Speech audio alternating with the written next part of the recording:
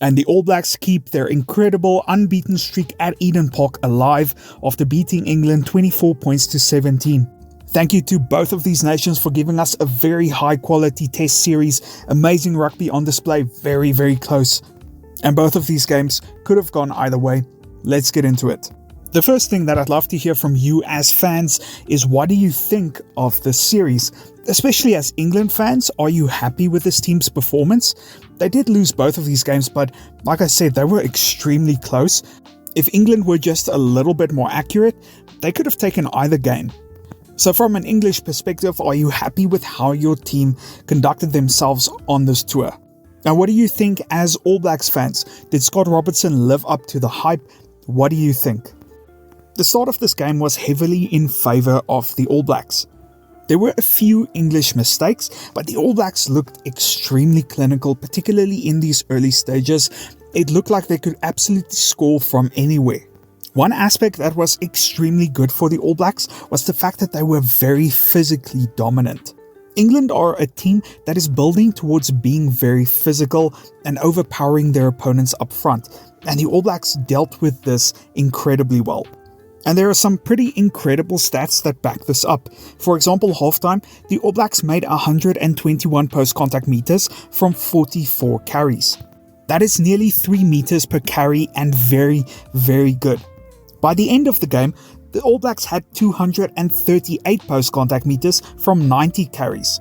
So England did improve in that aspect in the second half, but still not enough to really level the playing field in that aspect. On top of this, the All Blacks also had a lot of successful counter-rucks, which elevated their counter-attacking game even more than it already has. We'll get to this in a little bit.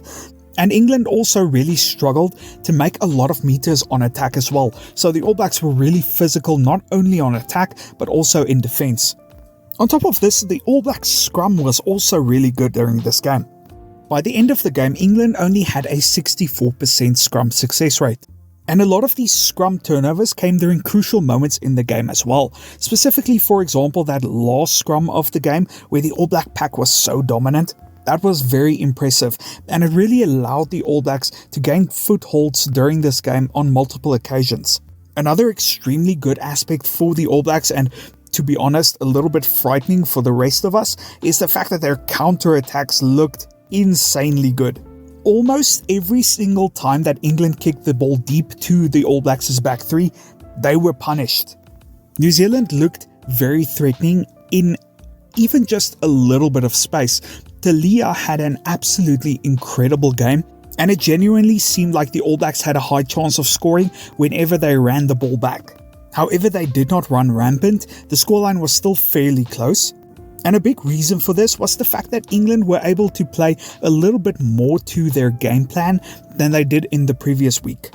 A core part of this English game plan is the fact that they will kick the ball high from the base of the ruck, and then they will compete heavily in the air to really disrupt or to even regain possession. I felt that last week England really struggled to do this. They kicked a little bit more deep, and they couldn't put the pressure on the All Blacks last week that they would have wanted. This week was a lot better. The kicking from Alex Mitchell was superb today, and it really allowed them to get into the game on multiple occasions. And when you combine this with the fact that Marcus Smith had an absolutely exceptional game where he generated 2 tries from crossfield kicks, it resulted in a very, very close game stats-wise. England played this game a lot more on their own terms instead of having to do the massive amount of defending that they had to do the last time. And we can really see this in some of the stats. England ended the game with 62% of the territory. They also had a lot more opportunities to attack during this game. They ended this game with 137 passes and 107 carries. So why did England not convert more of these opportunities into points? And this is where we get to the biggest reason, in my opinion, why England lost today. And that was New Zealand's defending from the set piece. This was an absolutely incredible display by the All Blacks, how you defend against your opponent's strike moves. If you don't know, strike moves in rugby is where the most points happen. This is where teams are the most likely to score tries, and even if they don't score tries, they tend to put their opponents under so much pressure that their opponents have no choice but to give away a penalty, and subsequently, they'll get more points. I really only counted maybe 1 or 2 times during the game where England looked genuinely threatening off of the set piece. The All Blacks did exceptionally well to maintain strong connections, to not shoot up out of the line too aggressively, and to mark their opponents effectively. What this essentially means is that for England, the only hope that they had of really generating points and generating opportunities had to come from open play. And this is a lot more difficult to do when, for example, with a scrum, you have 16 players bunched together on the field. There's a lot more space for your players to attack, and you can be a lot more threatening. The fact that this was taken away meant that England had to take a lot more risk during their plays. And if such a big part of your game is taken away, you are always going to struggle with generating points.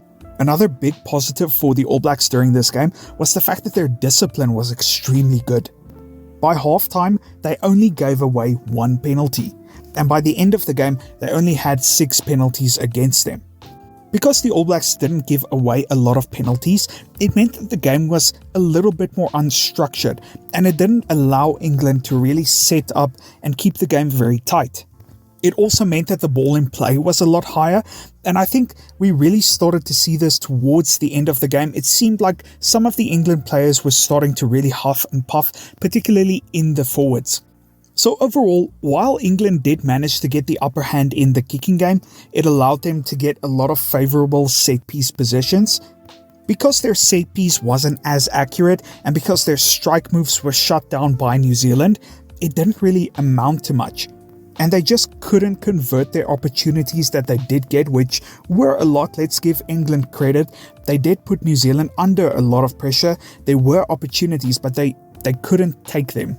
And that's not necessarily because England were bad. I thought they played extremely well during this game, but also New Zealand's defense was really, really solid. Another thing that could be mentioned in this game is the fact that England decided to attack with a lot of width in certain moments.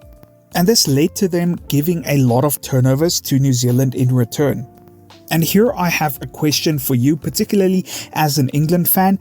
Do you think England should have kept the game a little bit more tight on attack and really focus on the kicking game a bit more? Because it felt to me like England were very ambitious, which fair play to them, but if that leads to a lot of turnovers, New Zealand are going to counterattack, and their counter-attacking game is probably second to none.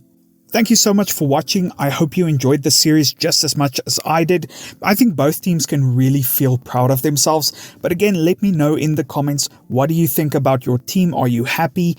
And yeah, I'll see you guys next time. Cheers.